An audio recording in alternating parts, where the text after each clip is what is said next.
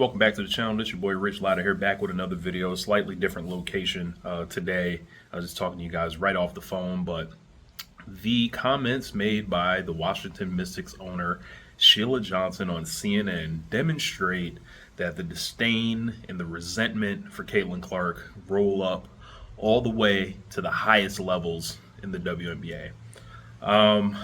Of course, we all kind of read that Time magazine issue, and there were various different responses to it. Some people didn't like it, some people liked it. I happen to like everything she was talking about pretty much. But at the end of the day, when I read that stuff, and some people think she has capitulated to the league people, the organization around the league, the players and stuff like that. I'm not really here to talk about that, but what I kind of think is that no matter what was said, I don't think she's going to be treated any differently by anyone. Like, they are largely, I think the people that love Caitlin Clark are going to continue to love her. The people that are indifferent on her are going to be indifferent. And I think the people that don't like her are going to continue to downplay her and analyze her in a way that it comes through, the disdain.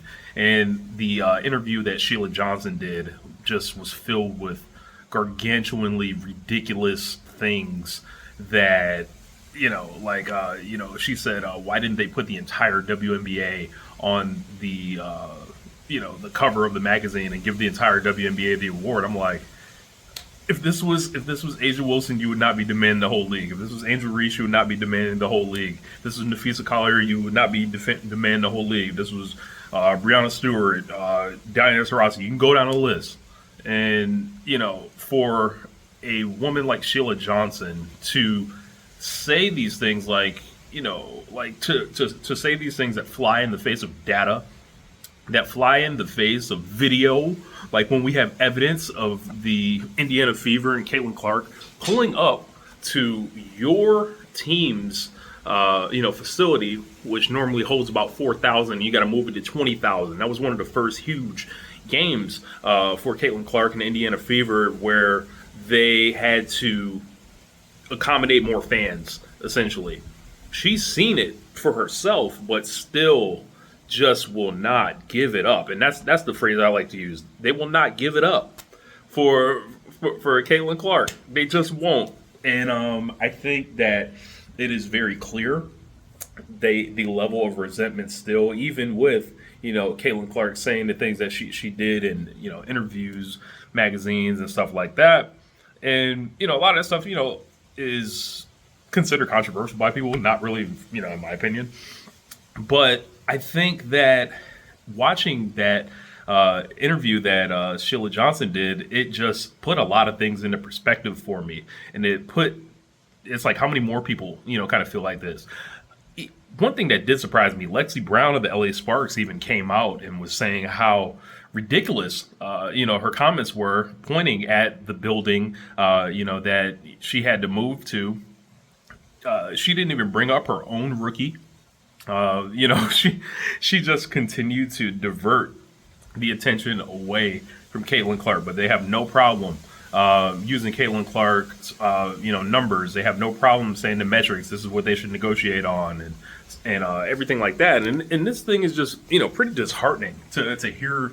Not only in in light of the Time magazine column, is remove that, pretend that didn't even exist. Let's just look at what actually happened. Like, do we need line graphs? Do we need charts? Like, we can put them all together. We're all smart people here, pretty much. But apparently, even up to league ownership levels, they're not understanding it. They're not getting it. And they are they just don't want to wrap their arms around her. Are they this afraid of pissing off the WNBA media? Are they that afraid of pissing off other players in the league? Are they that afraid of saying, hey, we understand the line was going up before Caitlin Clark came, but the line was like this, right? And then it started like this, and then when Caitlin Clark came in, it went like this. There are two different levels of growth that were happening, right?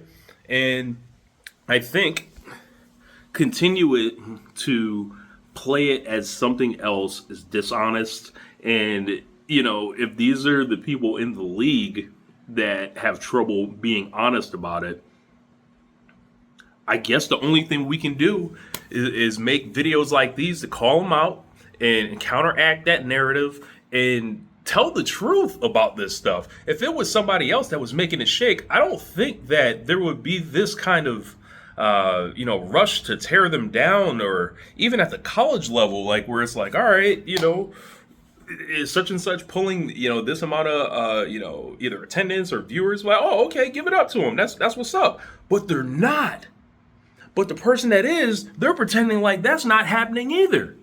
So I think that they come off as disingenuous at best and aloof pretty much at worst. Like, and right now I'm kind of thinking it's on purpose, that they act like this. The Sheila Johnson comments were pretty shambolic in my opinion. And if you haven't heard the interview, it's about a 4-minute interview, and there are different things. I'm, not at my normal setup, so I would normally play the video and we could break it all down together. But I just want to talk to you guys about how this thing just keeps, no matter what, it keeps like staying exactly the way it is. It doesn't matter how good Caitlin Clark plays. It doesn't matter how much business she does. It doesn't matter, how much she drives people to the league and gets interested. They are going to say it was something else. And Caitlin Clark is going to have to keep balling on them 10 times harder.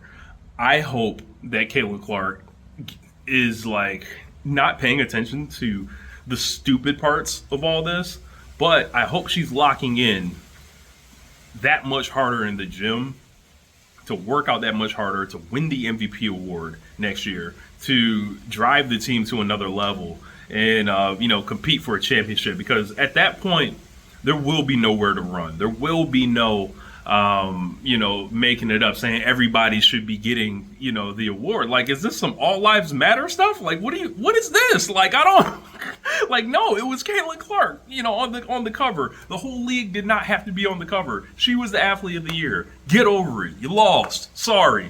Sheila Johnson in the cap. Anyway, this is Rich. I'm up out of here. Peace.